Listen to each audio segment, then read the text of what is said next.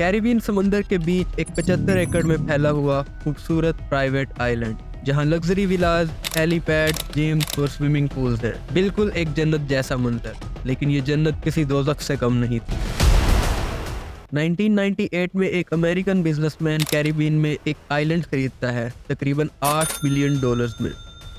इस आइलैंड का नाम है लिटिल सेंट जेम्स और इस बिजनेसमैन का नाम था जेफरी एप्स्टीन। इस बिजनेसमैन का ये बिलियनियर लाइफस्टाइल मिला जो हर एक की वेकेशन डिजायर हो सकती थी, इसकी रियलिटी कुछ और थी।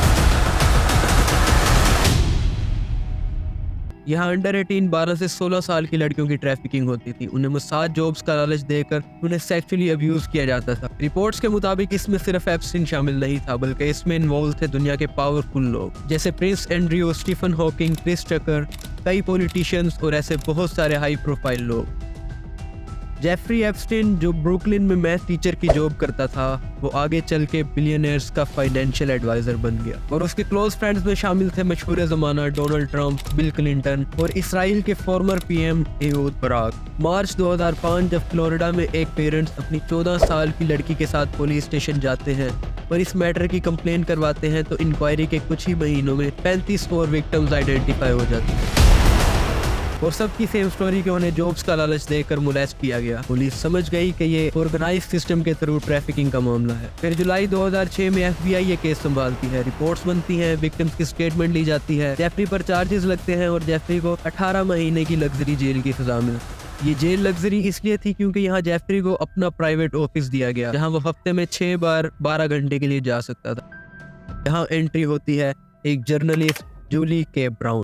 2018 में उसने एक इन्वेस्टिगेटिव सीरीज पब्लिश की जिसका नाम था परवर्जन ऑफ जस्टिस। इसके बाद पब्लिक आउटरीच शुरू हुआ, लोगों ने जस्टिस डिमांड किया और जुलाई 2019 एप्स्टीन दोबारा से अरेस्ट हुआ with possible sentence of 45 years. लेकिन फिर सबसे बड़ा ट्विस्ट, 10 अगस्त 2019 एप्स्टीन जेल में डेड मिला।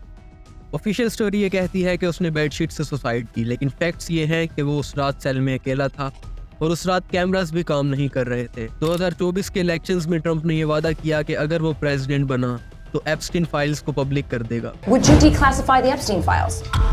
Yeah, I would. मगर जनवरी 2025 जब वो प्रेसिडेंट बना तो उसने यू टर्न लिया और कहा ये बोरिंग डेमोक्रेट होक्स है। Pretty boring stuff. Democrat hoax that never ends. इस पर एलोन मस्क ने ट्वीट किया कि एप्स्टीन फाइल्स में ट्रंप का भी जिक्र है, इसीलिए एप्स्टीन फाइल्स को रिलीज नहीं किया जा रहा। बाद में एलोन मस्क ने इस ट्वीट को डिलीट किया और पब्लिकली अपोलोजाइज भी किया, लेकिन डाउट रह गया। न्यूयॉर्क टाइम के मुताबिक ट्रंप और एप्स्टीन तकरीबन 20 साल के क्लोज फ्रेंड्स थे। डोनाल्ड ट्रंप ने अपनी एक बुक में ये भी लिखा, Jeff you are the greatest. फिर नवंबर 2025 में कांग्रेस ने यह बिल पास किया कि अगले 30 दिन में एप्स्टीन फाइल्स को रिलीज किया जाए।